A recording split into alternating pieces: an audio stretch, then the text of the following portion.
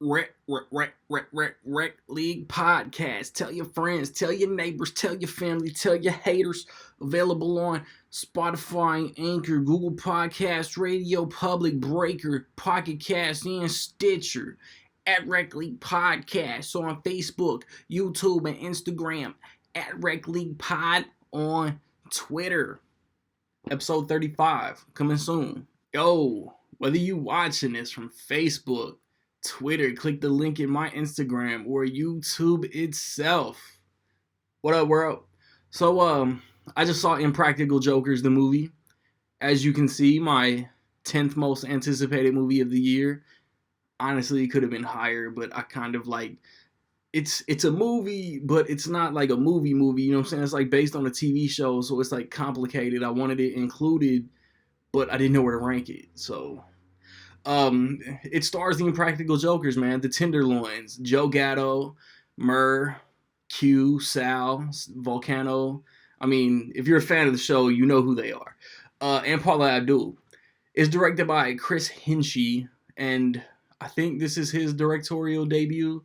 He's been involved in like Land of the Lost and other Will Ferrell related stuff and comedy related stuff. If you want to get a shout out in my review of The Invisible Man, stay tuned to the end of the video to figure out how you can do that. You got like the prelude, man. Like there was an embarrassing moment with the guys, with the Jokers, and it led to, you know what I'm saying, within the movie, it led to the show being inspired. But you know, it was embarrassing for them. And they run into Paula Abdul like when they're in like the highlight of the show, you know what I mean? They're like in the middle of making the show. There's show still going on. And they find that like, well, she's a fan of the show. They want redemption for the embarrassing incident. And they're gonna take a road trip. They got passes. They got 3 passes. There's 4 Jokers. There's 3 passes. And they take a road trip from Staten Island to Miami, and along the way they do challenges like on the show, and the loser doesn't get a pass to the party, to the concert. And like this is difficult for me to review, honestly. Like I said, I'm a fan of the show, and I heard that they were filming this like maybe a year and a half, 2 years ago. I honestly want to say, like, I found out, like, through their Wikipedia page that they were making a movie. And I was just checking, when's it coming out? I thought it was going to get saved for the HBO Max streaming service and just dumped onto that. And then, like, a couple months ago, they announced a release date and a trailer, and I was crazy excited. And they, like, there's the story of the movie, of the road trip and them traveling, and they make stops along the way, and that's when the show aspect of it takes place. There's challenges they have to do, you know, you get a thumbs up, you get a thumbs down based on how the challenge goes, and what you can get random strangers to react to. And then there's, I don't want to give anything away, because as a movie, I think like the production value, they didn't shoot too high. If you've seen the show, it feels like an extended episode of the show, and I think that it was a good thing. I think that's real dope. They stayed in their lane, they stayed in their comfort zone, and obviously it's funny. Like that's the thing. Like if you want to see this movie, you need to be familiar with the show. If you're not a fan of the show, I don't think the movie's gonna make you a fan. But it's not like it. I don't know, like you need to know the guy's history, and I don't know, I don't think this is where you should start if you want to be like, if you want to get into the Impractical Jokers as a franchise. Start with season 1, watch the shows, and there are surprises, like there are crazy surprises. There are, within the history of the show, like people are mentioned, like different famous people come and go and are mentioned, and then like some pop up in the movie as like references to past episodes. I feel like there's like one specific season I feel like they unfairly bag on, because I was looking at like the punishments for that season, and those punishments were funny. Some are the best punishments of the entire show, And I don't like. I want to know why that season was chosen. Was it chosen at random? Like, why was that season chosen as the season to bag on?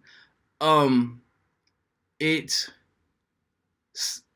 like I don't know. Like, if you're a fan and you can't see the movie, just know it's funny. If it gets a Blu-ray, if it gets a DVD, if a couple months go by and it pops up on True TV, like, no, it's worth the watch.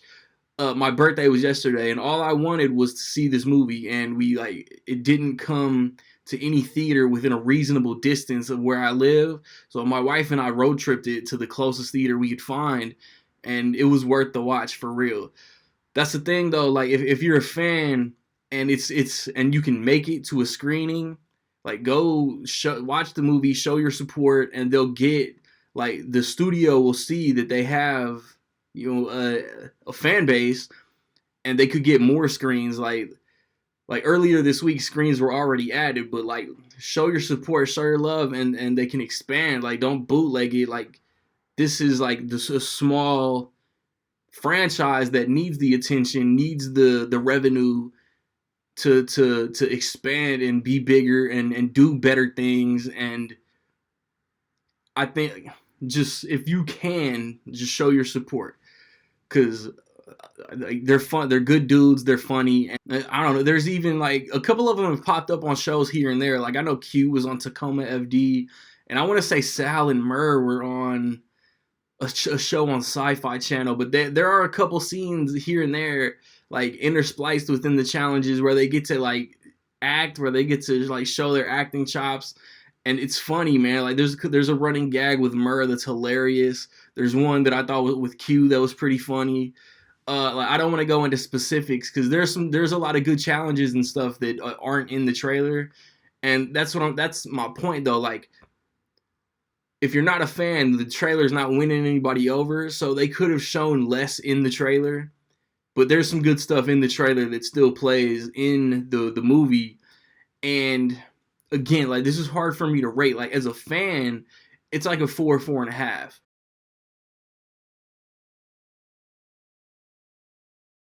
But as a reviewer, with all that being said, in my opinion, I will say that Impractical Jokers, the movie, is almost dope. Have you had a chance to see it? What did you think about it, man? Positive, negative, somewhere in between? Let me know.